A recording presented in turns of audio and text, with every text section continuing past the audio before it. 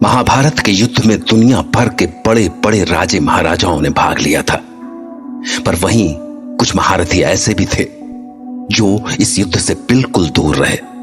उन्हीं में से एक थे श्री कृष्ण के बड़े भाई बलराम। हालांकि दुर्योधन और भीम दोनों को गदा युद्ध की शिक्षा उन्होंने ही दी थी, फिर ऐसा क्या हुआ कि उन्होंने खुद को महाभारत के युद्ध से अलग कर लिया? दरअसल हुआ ये कि जब महाभारत का युद्ध तय हो गया तो दुर्योधन श्री कृष्ण के पास पहुंचा और उनसे उनकी नारायणी सेना मांग लेने के बाद उसने अपने आने की सूचना बलराम को भिजवाई।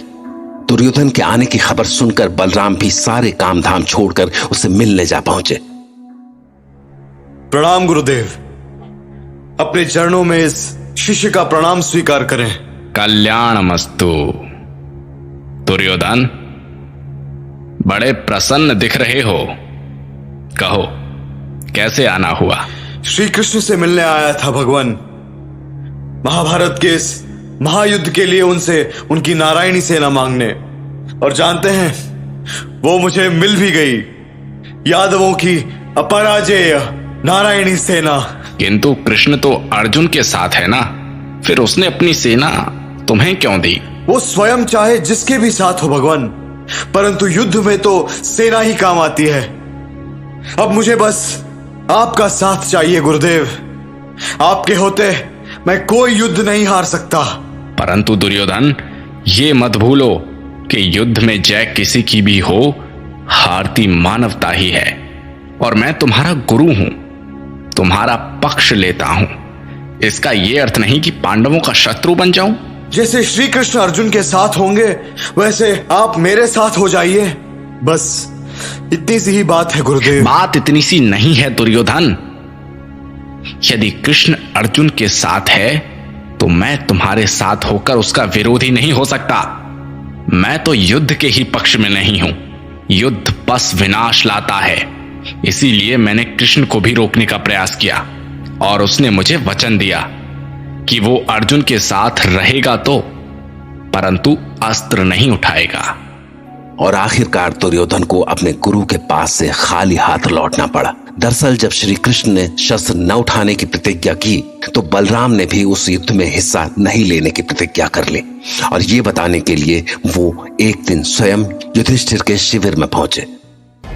युधिष्ठिर, मुझे इस युद्ध में कोई रुचि नहीं है, क्योंकि मेरे लिए जितने प्रिय तुम या अर्जुन हो उतना ही दुर्योधन भी है। और दुर्भाग्य है कि सब युद्ध की अग्नि में कूदने की मूर्खता कर रहे हैं, इसलिए मैं इस युद्ध में भाग नहीं लूंगा। दाऊ, मैंने नहीं कहा कि आप हमारे लिए युद्ध लड़ें, परंतु मैं आपका साथ अवश्य चाहता हूं। नहीं, यह संभव नहीं है। मैं तुम कुरुवंशियों को आपस में ही लड़ते हुए नहीं देख सकता। मैं तीर्थ यात्रा पर जा रहा हूं ताकि कौन लड़ा कौन मरा ये मेरे कानों तक ही ना पहुंचे। इतना कहकर गुस्से से भरे हुए बलराम तीर्थ के लिए निकल पड़े, लेकिन युद्ध के आखिरी दिन वो कुरुक्षेत्र में जरूर पहुंचे। और उस दिन उन्होंने जो देखा उससे उनका हृदय रो पड़ा। उस दिन उनकी आंखों के सामने उनके शिष्य भीम और दुर्योधन के बीच दिल दहला देने वाला गदा युद्ध हुआ।